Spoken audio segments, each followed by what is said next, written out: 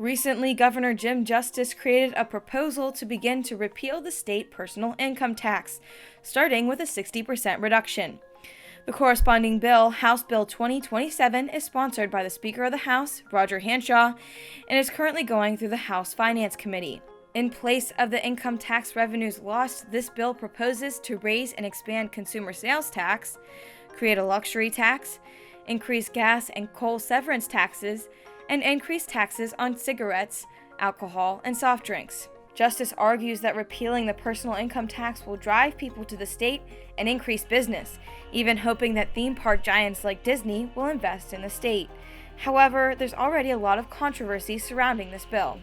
Personal income taxes make up for almost half the tax revenue in the state. Economics professor Dr. Amy Godfrey from Fairmont State University says that income tax is a fairly stable revenue source, unlike the smaller taxes Justice is proposing. That's a big kind of worry because we're adding such a huge tax increase that there's potential that as that price gets too high, people won't consume as much, or they may go somewhere else to purchase it. And that increase in the tax may actually cause revenues for those taxes to actually go down. And that's kind of the opposite of what we're wanting to do. One industry that is particularly worried about a raise in taxes is the local breweries. The current excise tax on beer is about $5.50 a barrel, but this bill would raise that tax to almost $30 per barrel.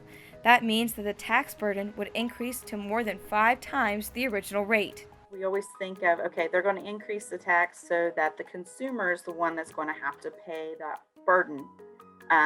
But in reality, when we actually look at who pays the burden of most taxes, especially like alcohol taxes and such, a bigger of that burden actually goes to the businesses and not just the consumers. We talked to local brewery owners who say that they are already struggling with the pandemic and that this tax could be a nail in the coffin. Before COVID hit, we now have 19 employees, and after they shut us down March 10th of last year, we're down to 2 and us. There was no bars, restaurants to sell anything to. We literally did not sell a keg from what?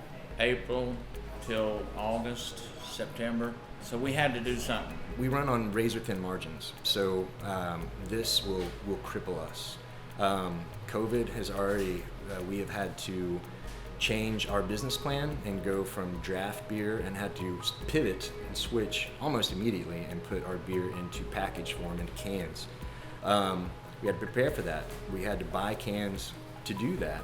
So we were able to get through that through COVID, and now we get introduced with this huge tax, and we're getting pounded left and right and trying to stay in business. And I'm not sure that we'll be able to make it. Everything we have is invested in this.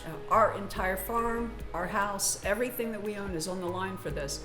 This tax will kill us. Some of the benefits of local businesses are that they're more likely to source locally, and they tend to try to keep costs low for their customers. Local brewery owners say that this might change their ability to do those things. I think I feel pretty comfortable speaking for the other brewers here in West Virginia, but none of us get into this business. None of us are greedy people. We don't do this because we all think we're going to get rich doing it. We don't. There's just not that kind of money in beer, at least in craft beer anyway. So we do this because we're passionate people. We care about our communities, and we like to share our passion with other people. You know, we're a center for the arts, you know. You look around here, you've got local artists. We hire a local artist that does all of our artwork for us at our brewery. We hire local musicians. I buy local malt to put in, wheat to put in my beer. In Hillsboro, West Virginia, I've got a farmer up there that I buy wheat from. I think Matt buys local hops and puts in his beer. So, you know, it's we support our community, and it's going to be really hard to continue to do that if I'm running on these razor-thin margins. And as a company that's always tried to be inclusive on our pricing, because we don't want to price anybody out, we want to be every West Virginia's brewery, that would be awful for us. And they might not understand immediately what the reasoning is. I don't pay attention to every piece of legislation that goes through, and I think most people are like that, so they they'll just think we maybe raised our prices. We feel the heat from that already. You know, if you look at Kroger and you see Greenbrier's beer and they're like, wow, that's expensive. You know, why is it so high? You know, we're already kind of high because we're small. We don't have as big a shopping cart as what the macro breweries of the world do. You know, I have to pay more for my malt. I have to pay more for my hops. So we have to in turn charge more. This happens. I don't see the consumer. They'll start buying out-of-state beer. And it's not just the breweries. Other businesses that are now being included in the consumer sales tax, like the cosmetology industry, worry about not being able to keep costs down. These businesses have also said that they worry that if their prices have to go up, their customers might buy less and not as often. Getting your hair cut, lawyers, that sort of thing is going to now be taxed. And I know that's a big deal in terms of the businesses worrying how much that's going to affect them, as well as us consumers trying to decide, okay, you know, I get a haircut every 2 months. Maybe I'm going to have to spread that out to every 3 months because I'm going to have to pay a higher amount. Local salon owner Deb Roth says that she has mixed feelings about the tax, and that like the breweries, this bill feels especially overwhelming coming off of COVID. I'm struggling to stay afloat the way it is with the pandemic and with the added expense of the sanitizer and wipes, not to mention the inventory, trying to get hair color and whatnot. All those prices have gone up, so I've ate the cost of all that to try to keep the ones that I have coming in, continuing to come in on the regular schedule. And I just feel like, people can't take another hit. If this bill goes through, Roger and Krista say that they have already started pricing out how much it would cost to move across the border. They say that currently the excise tax on beer in Pennsylvania and Maryland is about half of the $5.50 rate in West Virginia, and that with the new bill, just the tax difference alone would pay for their moving expenses in about 4 years. But it's not an easy decision for them to make. We're born and bred. We are. I'm originally from Wood County, Parkersburg. Roger grew up in Huntington, Barboursville area of Cabell County. We met at Glenville State College. We're West Virginians. This is not a choice we want to make. Others, like Deb, are unsure of what they will do. And I've been at this for 35 years to build a business that I'm proud of, trying to keep what clients I have coming in due to the pandemic, keep them here, make them feel safe.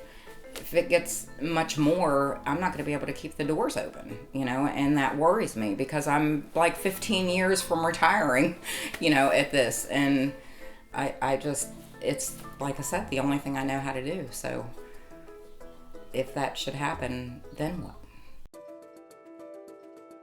Another part of this bill is an increase in gas and coal severance taxes. The taxes are tiered based on how well the industry is doing. If the coal and natural gas industries are doing well, then they'll experience a higher severance tax. But if they're not doing so well, then the tax rate will go down with it.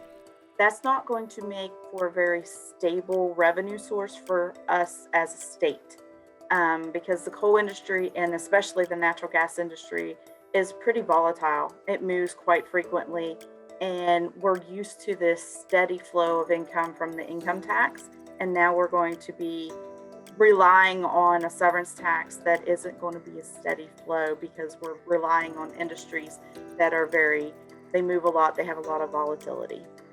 The bill has been criticized, especially by the West Virginia Center on Budget and Policy, for benefiting the rich substantially more than the poor. Despite the governor proposing a sales tax relief credit for lower incomes that would attempt to offset the increase in sales and excise taxes, the Center on Budget and Policy suggests that the wealthiest 15% of West Virginians will get over 60% of the tax reductions.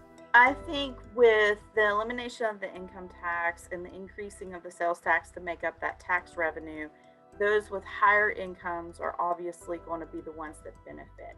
At this point with our income tax, those at the higher incomes pay the higher rates, so they have higher income taxes. When it comes to sales taxes, the amount we purchase and that percentage coming off, not as big of a portion of their budget goes to purchasing those goods and services. So they're going to probably have better impact from this elimination of the income tax than the lower income brackets, who experience that, like their consumption, what they're spending on goods and services, it has a higher percentage of their budget than what it is for higher incomes. During Justice's town hall discussing the bill, he cites Tennessee as a good example of how eliminating their income tax has increased their population. Tennessee began phasing out their income tax in 2019 and has not fully phased it out until this past January. While Tennessee's population is increasing, it has been steadily increasing for more than 100 years, and the recent annual change hasn't been substantial. That's not to say that an income tax elimination couldn't be a factor to bring people to the state, but Dr. Godfrey says that that's just one part of the equation. I think it could be something that we look at, like people that want to come back to the state or come to the state would want to look at, because we always, if we're going to move, we're going to look at the tax structure, obviously. And it's more than just income taxes that people look at when they decide to move to a state. We're fortunate here in West Virginia that our property taxes are pretty low, especially compared to other states. So if we eliminate the income tax and we have the low property tax, it could make us a little more attractive, but there has to be the jobs here. And if it's bigger business that may be coming here, they still have taxes that they have to face, as well as making sure that they have the workforce here. So there's a lot more than just that income tax that will bring people to the state. Dr. Godfrey mentions that Mississippi is another state that is trying to eliminate their income tax, and they're doing it in a different way by stipulating that if they don't bring in the revenue they thought, they would stop and go back to the income tax. I think because it's such a dramatic change and our income tax is such a huge proportion of our tax revenue for the state, that's a good safety net, because we've never done this before. So see what happens. Okay, maybe 5 years down the road, we're not bringing in the revenue we thought. We can revert back to adding into the income tax instead of getting rid of it forever. House Bill 2027 is likely to go through some changes in the House Finance Committee before being put to a vote in the House and Senate. Stay with WBOY as we continue to follow this bill through the legislature. For WBOY.com, I'm Shayla Klein in Morgantown.